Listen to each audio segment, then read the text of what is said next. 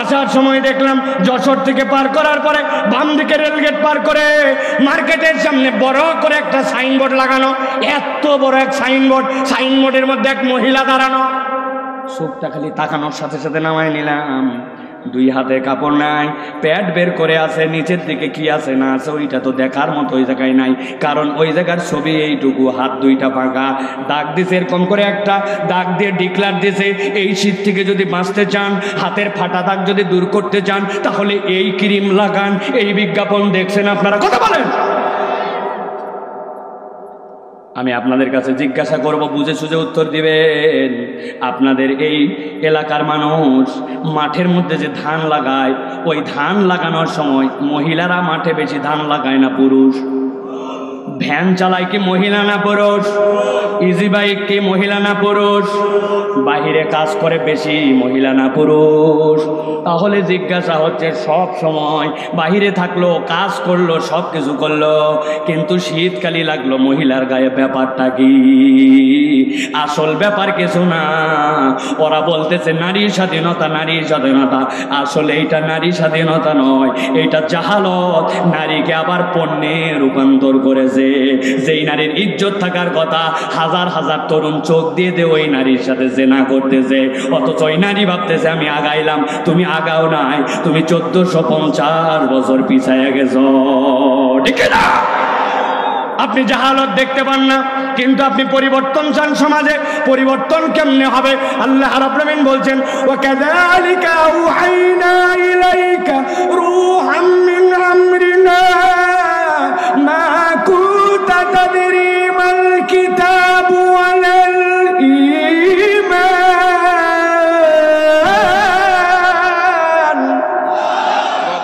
ভালো করে খেয়াল করেন, গভীর মনোযোগ। আল্লাহ বলছেন, আমি এমন একটা রূহুল আমিন দিয়া, এমন একটা ফেরেশতা দিয়া পয়গম্বর আপনার কাছে নবুয়ত পাঠালাম। 26 আল্লাহ নবীর কাছে 26,000 বারের বেশি ওই জিবরাইল আমিন এসেছেন, কিন্তু তার আকৃতিটাই আসো বিশাল, এত বিশাল। আল্লাহ নবী তার পুরা জীবনে মাত্র 2 বার স্ব আকৃতিতে তাকে দেখেছেন। একবার আল্লাহ নবী দেখতে চেয়েছেন গারে হেরাত থেকে, আর জিবরাইল আমিন চলে গেছেন আরাফাতের ময়দানের দিকে। যাওয়ার পরে যখন কেবলমাত্র কয়েকটা পাখা মেলে দিয়েছেন, এত বিশাল আল্লাহর সৃষ্টি, পেছনের সূর্য, পেছনের আসমান পর্যন্ত তার দ্বারা আড়াল হয়ে গেছে। আরেকবার জিবরাইল আমিন যখন আল্লাহ নবীকে নিয়ে সিদরাতুল মুনতাহার পথে, তখন স্ব আকৃতিতে দেখেছেন। আল্লাহ বলছেন, এরকম একটা বিশ্বাস তো, এরকম একটা ফেরেশতা দিয়ে আপনাকে কি দিলাম আমি জানেন নাকি ইয়া রাসূলুল্লাহ? আল্লাহ বলছেন, মা কুনতা তাদরি মাল কিতাবু ওয়ালাল ঈমান। আপনি যদিও হেদায়েতের উপর ছিলেন, কখনো শিরিক করেন নাই, কিন্তু আমি আল্লাহ আপনাকে বললাম, আপনি ঈমান কাকে বলে, আপনি কিতাব কাকে বলে, এইটা প্রকৃতার্থে জানতেন না। আল্লাহু আকবার। এবার ভালো করে মনোযোগে খেয়াল করেন, আল্লাহ কি বললেন? আপনি ঈমান কাকে বলে জানতেন না, আপনি কিতাব কাকে বলে এটা জানতেন না। আল্লাহ বলছেন, হ্যাঁ হ্যাঁ, আপনাকে ঈমান দিলাম, কিতাব দিলাম, কিন্তু ইয়া রাসূলুল্লাহ আপনাকে আসলে আমি কিতাব দেই নাই, ঈমান দেই নাই। কি দিলাম? আল্লাহ বলছেন, ওয়ালাকিন জাআলনাহু নূরা।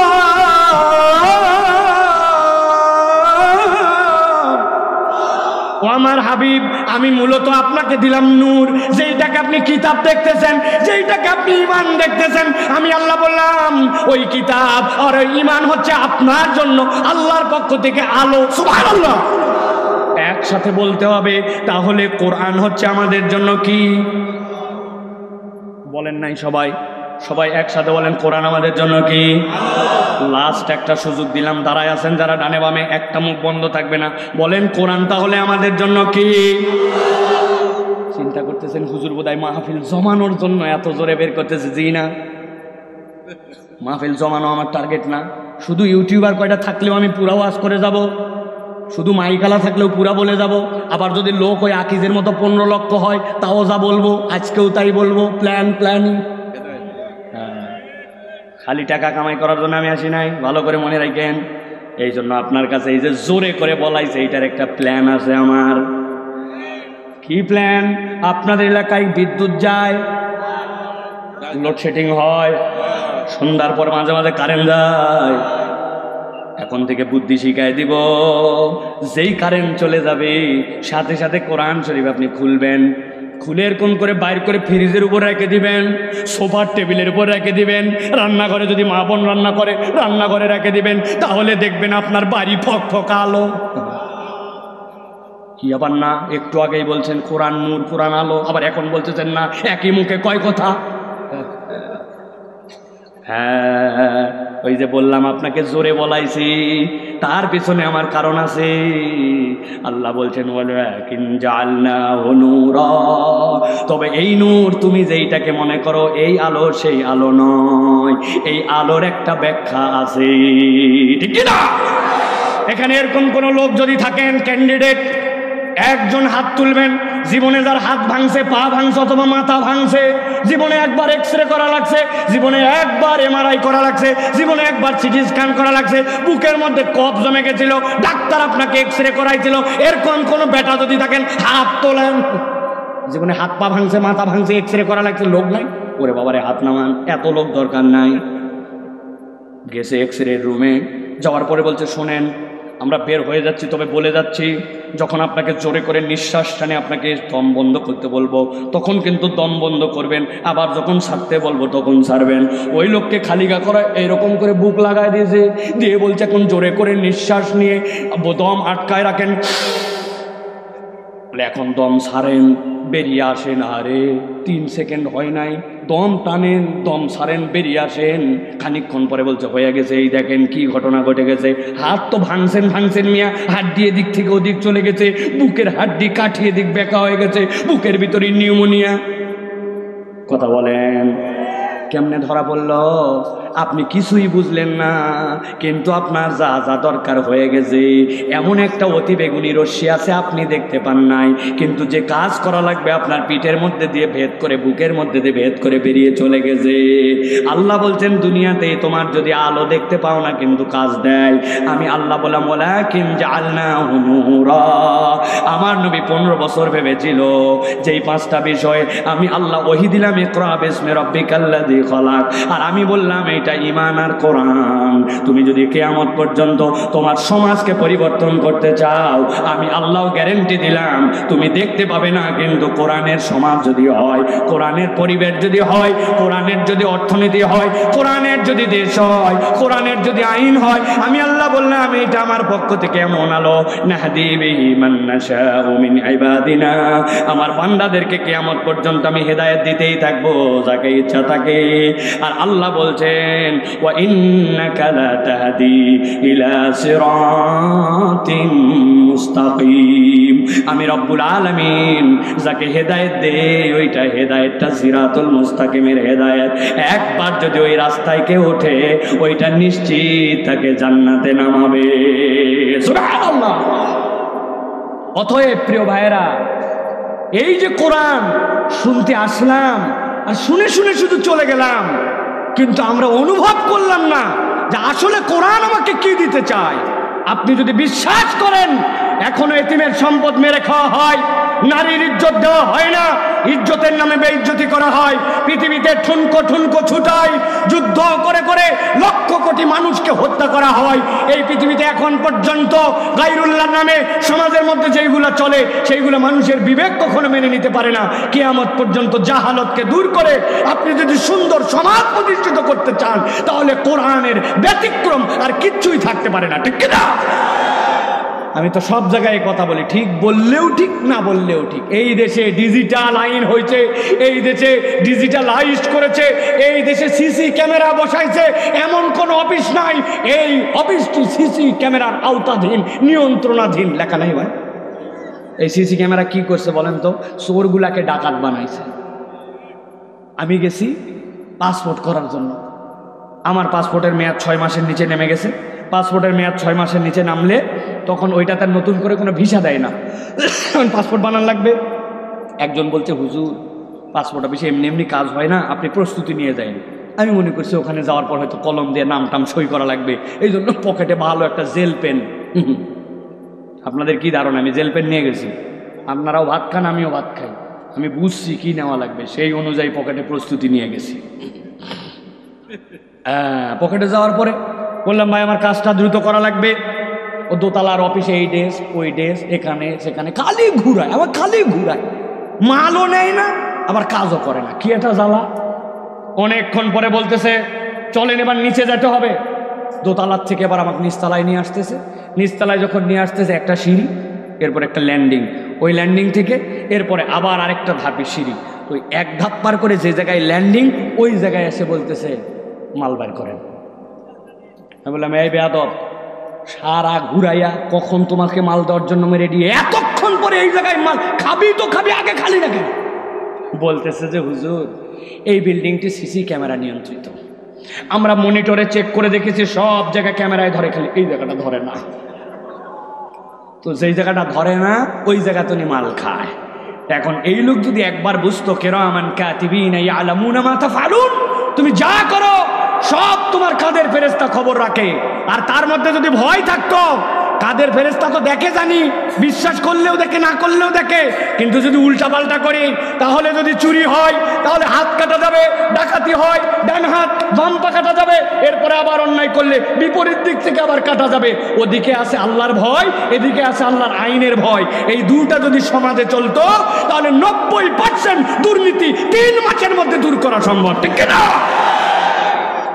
তাছাড়া আপনি যা বলবেন সবগুলো হচ্ছে ভুয়া, আপনার এগুলো একটাও কাজ দেবে না, ঠিক না? কারণ আমরা দেখেছি এইটা সরিষার মধ্যেই ভূত আগে বলতো মানুষ, তাই না ভাই? ওই কথা চেঞ্জ হয়ে গেছে, সরিষা স্বয়ং ভূত। কিসের সরিষার মধ্যে ভূত? সরিষা স্বয়ং ভূত। এখন বলে হুজুর প্রমাণ দেন, প্রমাণ আছে।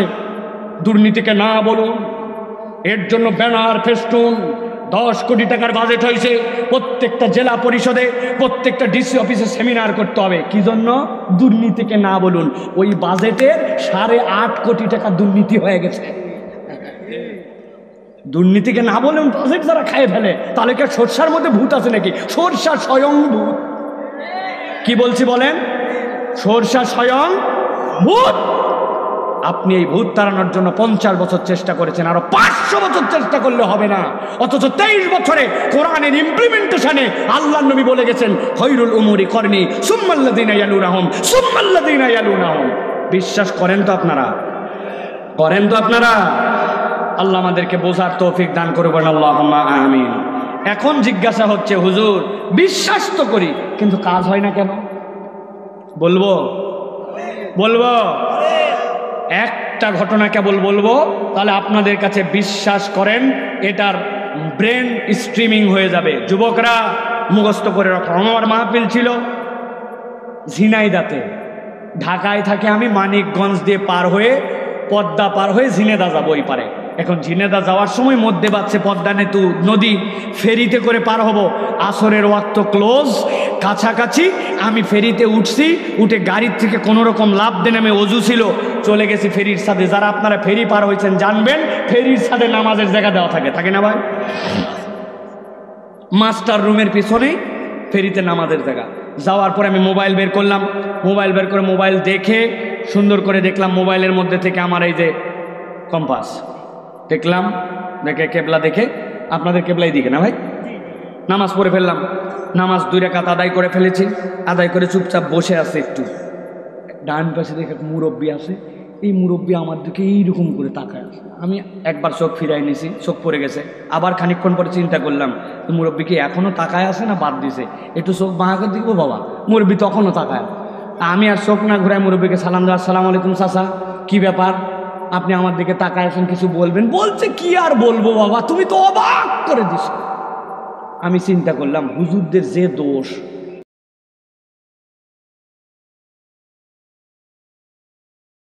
আরেকজনের জিজ্ঞাসা করলেন বাবা কেবলা কোন দিক? বলছে এই দিক। 30 সাংঘাতিক, 3 সেকেন্ডের মধ্যে কেবলা এদিক সেদিক যায় কেমন? বুঝলাম এই দুইজনই তো একটা হাত আন্দাজে বলে দিছে। ফেরির এক লোককে বললাম বাবা কেবলা কোন দিক? বলছে চাচা এদিক। চিন্তা করলাম যা আছে কপালে 2 দিকের মধ্যেই পড়ি। 2 রাকাত নামাজ পড়ছি বাবা, কিন্তু তোমাকে দেখলাম কোনো জিজ্ঞাসা নাই, কিছু নাই, আসলে আর আমি যেদিক নামাজ পড়ছি ওদিকেই নামাজ পড়ে ফেললে, কি আশ্চর্য কথা, কেমনে কি? বললাম ও চাচা কেবল একটু জানে পানি আসলো। আমি মনে করছি কি না কি অপরাধ আমি করছি চাচা। ও কেবলা ঠিক করা চাচা কোনো ব্যাপারই না। আমার মোবাইলে একটা কম্পাস আছে, কম্পাসের ধর্ম উত্তর দক্ষিণ। আর তার বিপরীত পূর্ব পশ্চিম। আমরা খানায় কাবার থেকে পূর্ব দিকে, এই জন্য আমরা খানায় কাবা আমাদের কিবলা, কিন্তু দিক আমাদের পশ্চিম। এ বাইর করা 1 2। বলছিস বাবা আমিও সারা দেশ সফর করি, বিভিন্ন জায়গায় নামাজ পড়া লাগে, তুমি কি আমাকে একটুখানি তাহলে ব্যবস্থা করে দিতে পারো কিনা? আমি তো বিরাট সুযোগ পাইছি, আর দাল্লু আলাল খাইরি কাফাইলিহি, কেউ যদি কল্যাণের রাস্তা দেখায় পিছনে যারাই আসবে সবাই সওয়াব পাবে, তার সওয়াব সে পেয়ে যাবে। আমি চিন্তা করলাম বিরাট চান্স। আমি বললাম চাচা কোনো ব্যাপারই না, আমার ইন্টারনেট আছে, হটস্পট আছে, সব আছে, আপনাকে এক্ষুনি এটা উঠায় দিয়া সেট করে কেমনে ব্যবহার করতে হয় 2 মিনিটের মধ্যে দেখায় দিয়ে আমি আপনাকে ঠিক করে দিচ্ছি সব। চাচা তো খুশিতে গদগদ। আমি বললাম চাচা আপনার মোবাইলটা দেন। চাচা পকেটের থেকে চেন খুলে পকেটের থেকে মোবাইল বাইর করে আমার হাতের মধ্যে দিয়ে দিছে। এতক্ষণ চাচা ছিল অবাক, এখন মোবাইল হাতে নিয়ে দেখে আমি নোকিয়া 3220, নোকিয়া 1110। এখন বুঝে থাকলে বলেন তো ভাই, আপনারা যে হাসে দিলেন, হাসার কারণ কি? আপনারা বুঝে ফেলছেন যে এই বাটন মোবাইলে গুগল প্লে স্টোর নাই। কথা বলেন। আচ্ছা ওই মুরব্বী চাচা দাঁত নাই, উনি যদি ঠিক বলে, উনি এই গুগলের কি বুঝতেছে? যুবকরা বলো ভাই, এইটাতে কি কোনো অ্যাপস ইনস্টল করা যাবে, ডাউনলোড দেওয়া যাবে?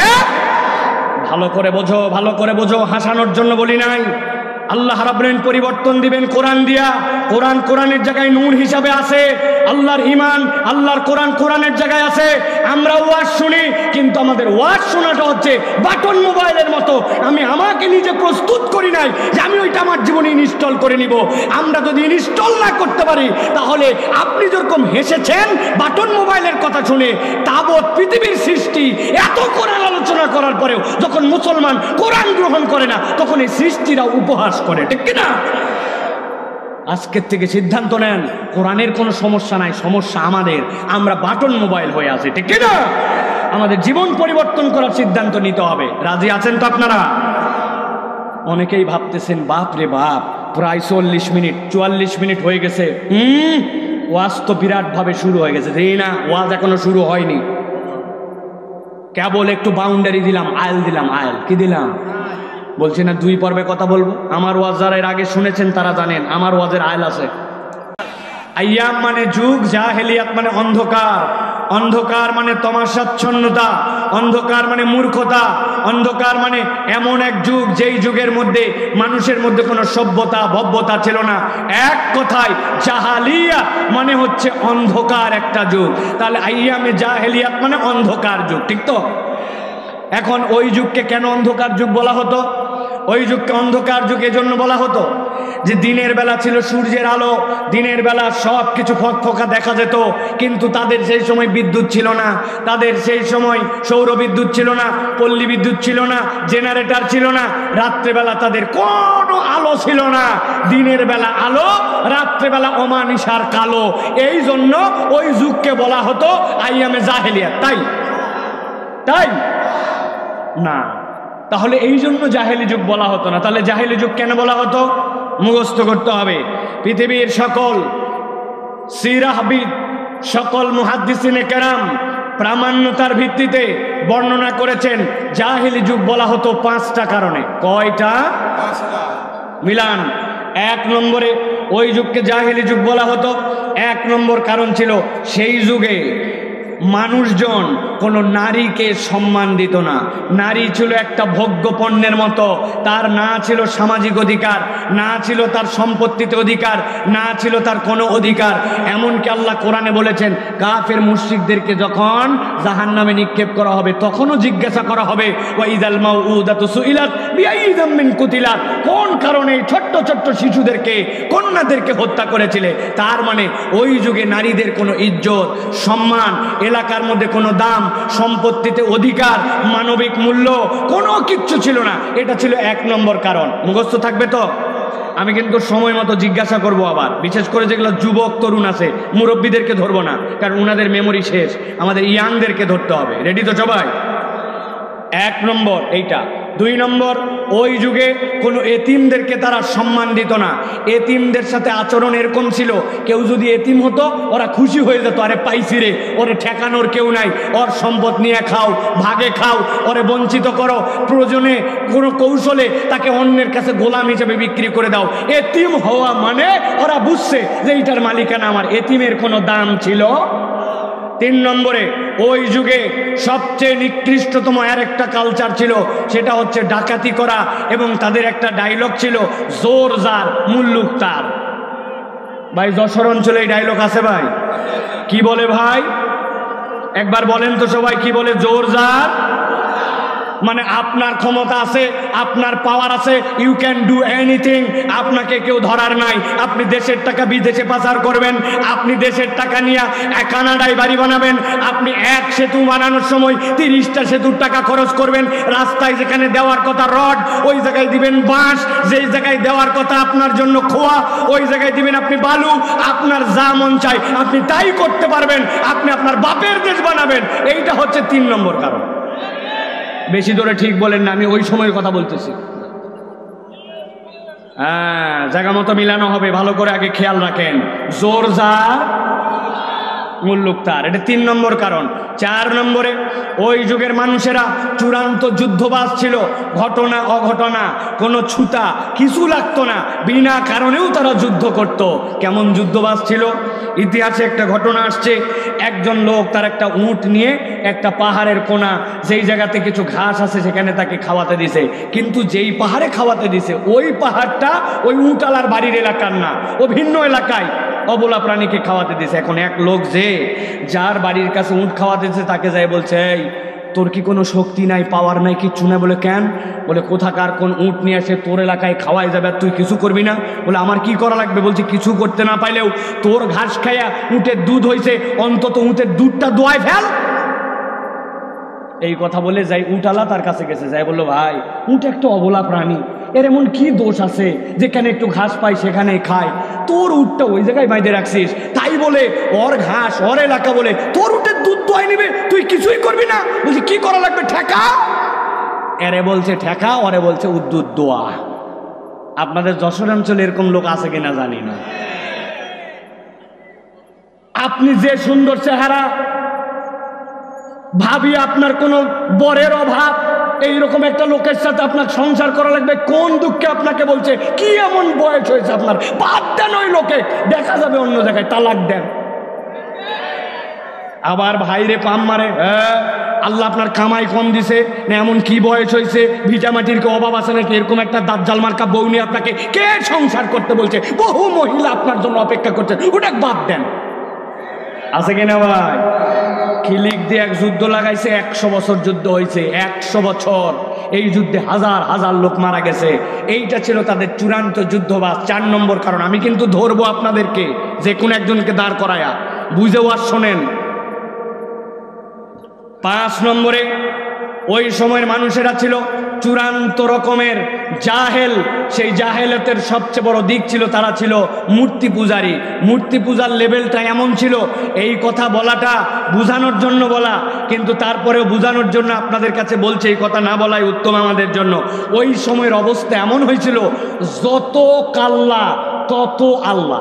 নাউজুবিল্লাহ বলবেন না? মানে যতগুলা মানুষ, প্রত্যেক মানুষের একটা করে ইলাহ আছে। নাউজুবিল্লাহ, আমার কথা নয়। হযরত ওমর ফারুক রাদিয়াল্লাহু তাআলা বলছেন, জাহেলি যুগে আমরা কেমন বোকা ছিলাম জানো? বলে কেমন?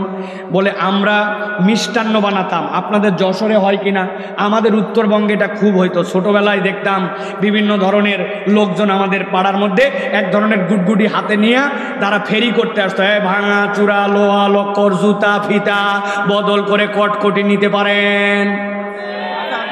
আছে ভাই? উরে কটকটি ভাই, আব্বা খাইতে দিতে চাইতো না, বলে এটা খুব খারাপ, এইটা সিটকা বেশি, এটা খাওয়া যাবে না, এটা বাজে জিনিস দেবা না। কিন্তু আমার তো জান খালি কটকটি। আপনাদের ভাই কটকটি নিয়ে একবার গালের মধ্যে লাগায় রাখলে সারাদিন পার হয়ে যেত, চিটকা কটকটি, ঠিক না? ওমরে ফারুক রাদিয়াল্লাহু তাআলা বলছেন, আমাদের সময়ও মক্কাতে আমরা কিছু মিষ্টান্ন বানাতাম। এখন আমরা সুন্দর করে মিষ্টান্ন বানাইছি, বানায় একটা রূপ দিছি, একটা মূর্তি বানাইছি, বানায়া নিজের হাতে বানানো কটকটিকে বলছি তুই আমার ইলাহ। এরপরে বগলে করে নিয়ে চলে গেছি বাহিরে। যাওয়ার পরে যখন দুপুর হয়ে গেছে, ছাগল চড়াতে গেছি, ভেড়া চড়াতে গেছি, মরুভূমিতে কাজে গেছি, এমন ক্ষুধা লাগছে, কোনো খাবার নাই। নিরুপায় হয়ে আমার ইলা যেটা বগলে ছিল উল্টা দিক করে ধরে প্রথমে ঠ্যাং খেয়ে ফেলছি। এরপরেও খিদা যায় না, কোমর পর্যন্ত খাইছি। বিকাল হতে হতে গোটা ইলা খাইয়া তারপরে বাড়িতে আসছি। হযরত ওমর বলছেন, আমরা এমন বোকা যে নিজের হাতে বানানো ইলা নিজেরা খাইতাম। খানায় কাবাকে মূর্তির মিউজিয়াম বানাইছিল। তাহলে জাহালতের কারণ কয়টা? সবাই বলে না, ওই যে পিছনে কয়টা? 1 নম্বর নারীর সম্মান ছিল না, 2 নম্বর এতিমের মূল্য ছিল না, 3 নম্বরে ওই সমাজের মানুষেরা জোর যার মুল্লুক 4 নম্বরে চূড়ান্ত যুদ্ধবাজ, কথায় কথায় মানুষ মারামারি করত। 5 নম্বরে সেই সময়ের মানুষেরা ছিল চূড়ান্ত রকমের মূর্তি পূজারী। মনে থাকবে তো? নবী করিম সাল্লাল্লাহু আলাইহি ওয়াসাল্লামের আগমনের আগ মুহূর্তে, নবীজির 40 বছরের নবুয়ত প্রকাশের আগ মুহূর্তের নবীজির জীবনটাকে 2 ভাগে ভাগ করা হয়। কয় ভাগ? একটা ভাগ হচ্ছে 17 থেকে 25, 8 বছর। এই সময় নবী করিম সাল্লাল্লাহু আলাইহি ওয়াসাল্লাম চেষ্টা করছেন যে কেমনে সমাজ সুন্দর করা যায়, যুদ্ধ বন্ধ করে যায়, এত প্রতারক, এত ফ্রড, এত 2 নম্বর, এদেরকে কেমনে মানুষ বানানো যায়। কিন্তু নবীজি চেষ্টা করেও সফল হন নাই, হিলফুল ফুজুলও বানাইছিলেন।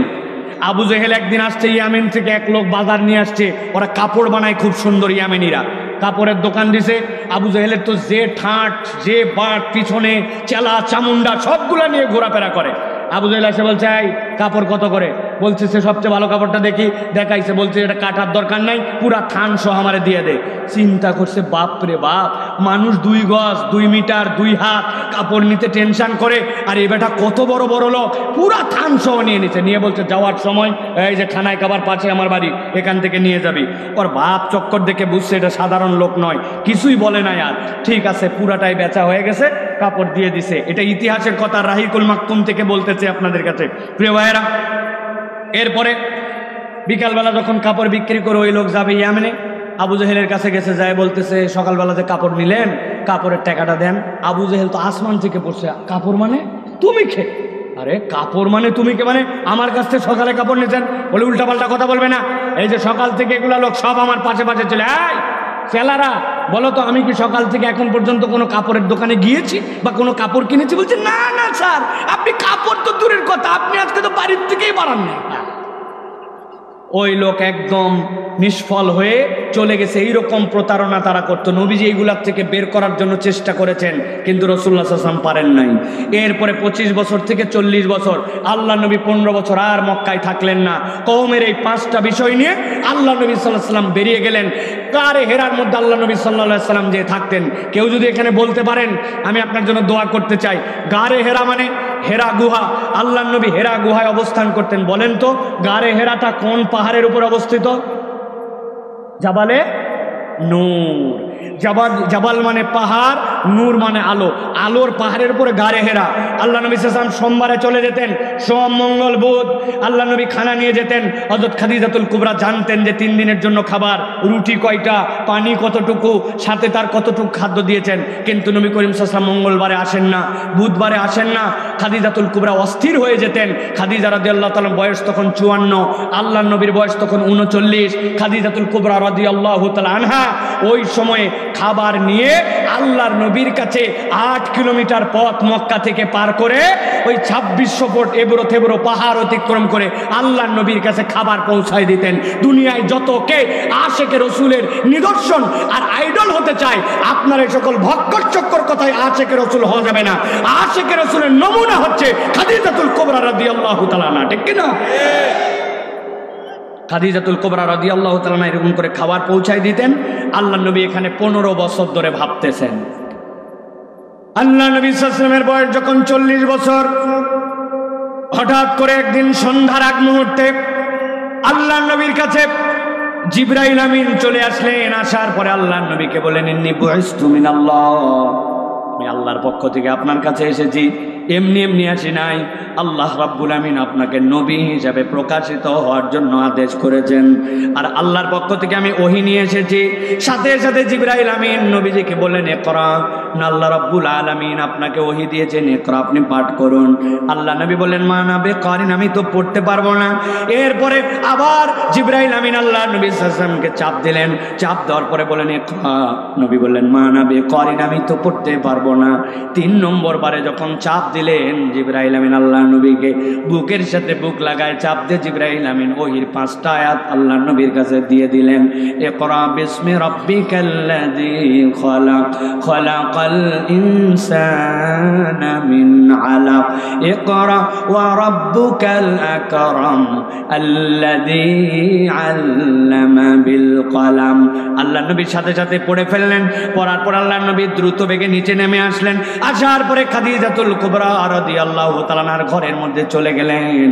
যাওয়ার পরে হালকা করে কেবল বর্ণনা করেছেন, বর্ণনা করে বলছেন খাদিজা আমি তো বিরাট ভয় পেয়ে গেছি, গায়ে হাত দিয়ে দেখো আমার জ্বর এসে গেছে, কম্বল দিয়ে আমাকে ঢাকায় দাও। খাদিজা বললেন বাকি কথা আপনার সাথে পরে হবে, তবে একটা কথা কেবল আপনাকে বলে রাখি, ওয়াল্লাহি লা ইউখজিকাল্লাহ, আল্লাহর কসম করে বলতেছে আল্লাহ রাব্বুল আমিন আপনাকে কখনো বেইজ্জত করবেন না।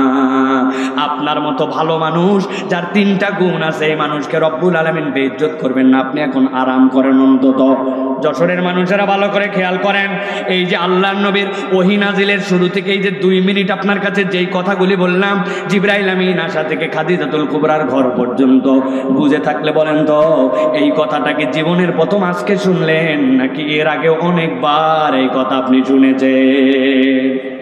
বহুবার আপনি এই কথা শুনেছেন। তাহলে জানা কথা, শোনা কথা কেন আপনার কাছে আমি আবার বলতে গেলাম? প্রিয় ভাইয়েরা ভালো করে খেয়াল করেন, এই কথা আপনি অনেকবার শুনেছেন, এই কথা আপনার জানা, কিন্তু কখনো হয়তো বা এই কথা চিন্তা করেন নাই।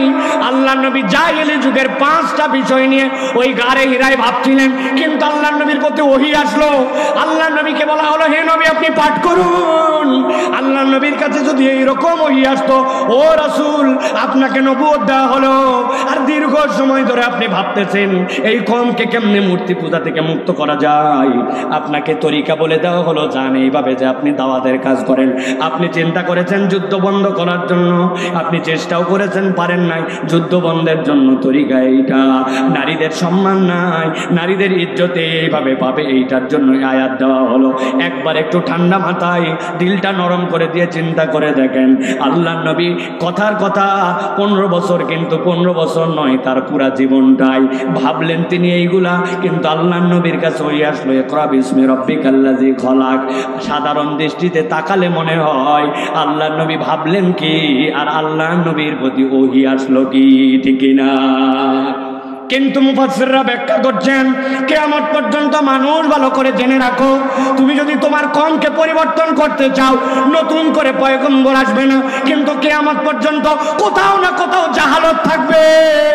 ওই জাহালত যদি চূড়ান্তভাবে কেউ দূর করতে চায়, আল্লাহ রাব্বুল আলামিন প্রথম ওহীর দ্বারা একটা মিশন দিয়েছেন, কিয়ামত পর্যন্ত কোথার জাহালত দূর হবে না, যতক্ষণ পর্যন্ত ওই জাতি গোষ্ঠী রব্বুল আলামিনকে না চিনবে, তার স্রষ্টাকে এটা না বুঝবে, যতক্ষণ পর্যন্ত এমন শিক্ষায় শিক্ষিত হবে না যেটাতে তার রবকে চেনা যায়।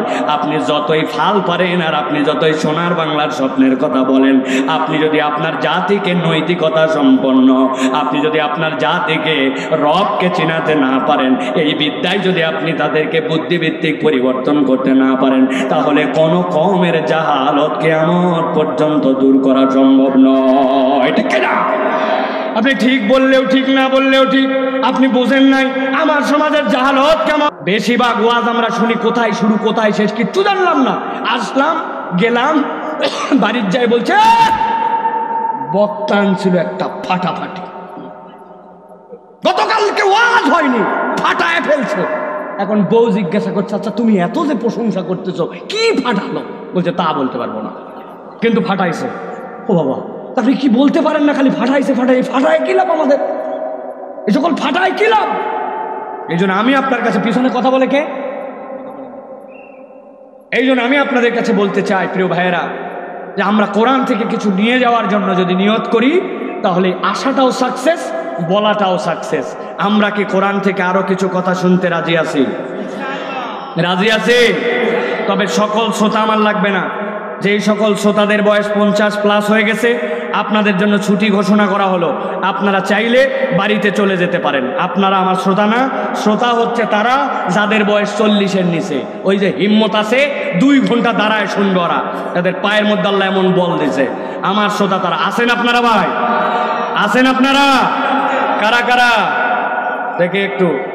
আচ্ছা, হাত নামান, হাত নামান। সবার হাত তোলার দরকার নাই, আমি চাই না আপনারা সকলে হাত তোলেন। আল্লাহর রাস্তায় আমি একটু রিকোয়েস্ট করলাম, আপনারা যেন সবাই হাত তুলবেন না ভাই।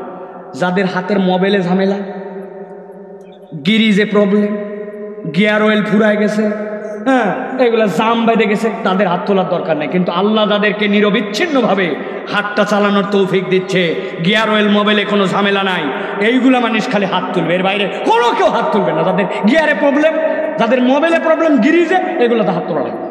আপনি চাদরের মধ্যে রাখেন হাত। আর যাদের প্রবলেম নাই, একসাথে 2টা হাত টান টান করে খাড়া করে তোলেন, শক্ত করে 2 হাত তোলেন। হাত নামান, লাস্ট একবার সুযোগ দেব, থামে না ভাই, বসেন বসেন। আমি হাত তুলে উনি মজা খায়। এবার হাত তুলবেন একসাথে, আর ডানে বামে তাকায় দেখবেন কারা কারা হাত তুলতে পারে নাই। দেখতে পারবেন না একটু তাকায়া? হ্যাঁ, এবার পরীক্ষা হয়ে যাবে কাদের মোবাইলে প্রবলেম আছে। রেডি তো সবাই?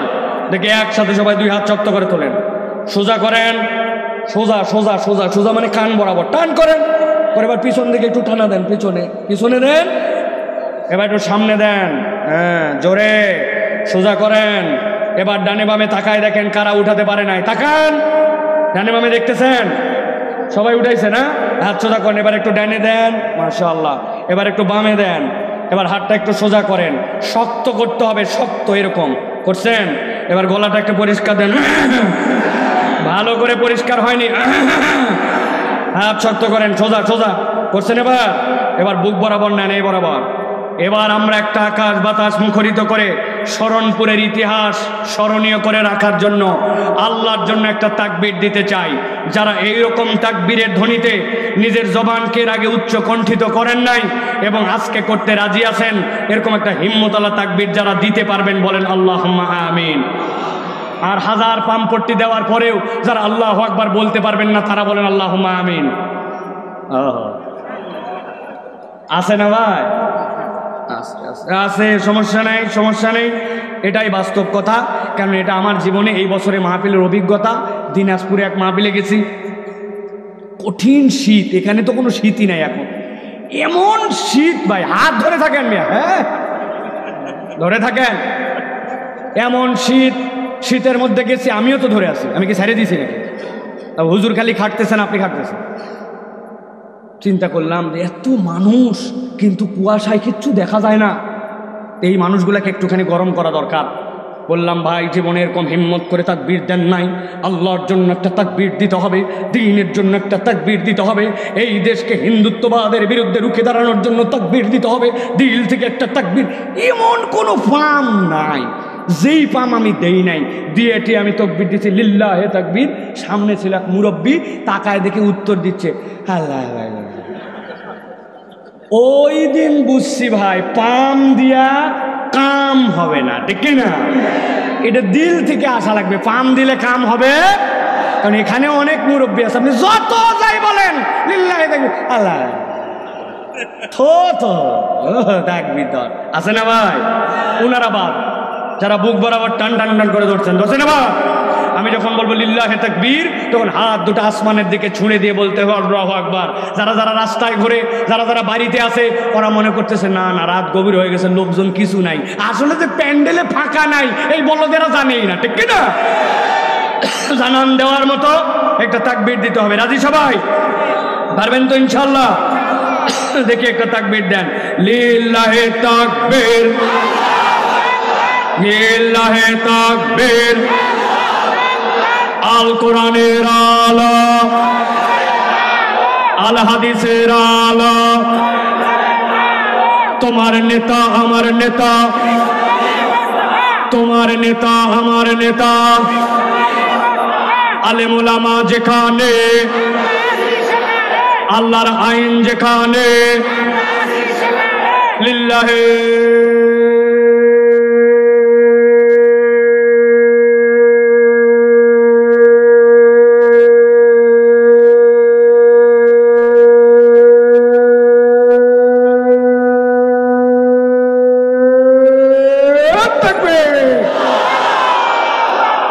আলহামদুলিল্লাহ, হাত নামান। শয়তান আছে যেগুলো একটু একটু ওয়াসওয়াসা দিছিল, অনেক হয়েছে চল, এখন শয়তানি গেছে, ঠিক কি না?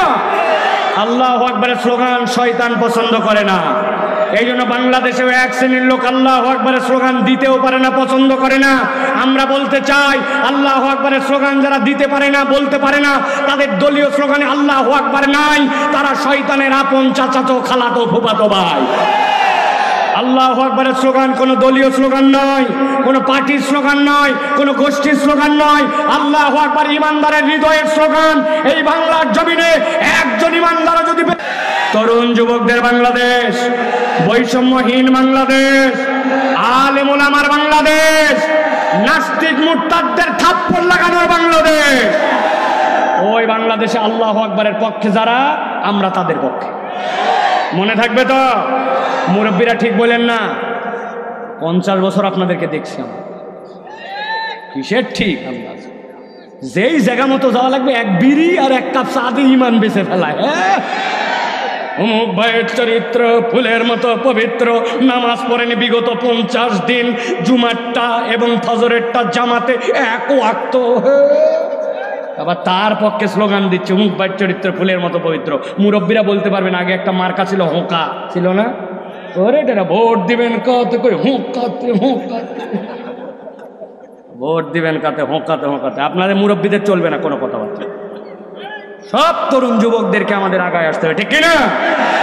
আমরা দোয়া করে, আল্লাহ মুরব্বীদের হায়াত দারাজ করে দাও, আল্লাহ আমাদের মুরব্বীদেরকে মাথার ছায়া হিসেবে রেখে দাও, আল্লাহ তাদেরকে আমাদেরকে গাইড করার মতো তৌফিক দিয়ে দাও, মুরব্বীদের ইজ্জতকে আল্লাহ বাড়ায় দাও, আমাদেরকে মুরব্বীদেরকে নিয়ে ধাক্কায় ইসলামের পক্ষে আনার মতো তৌফিক দাও।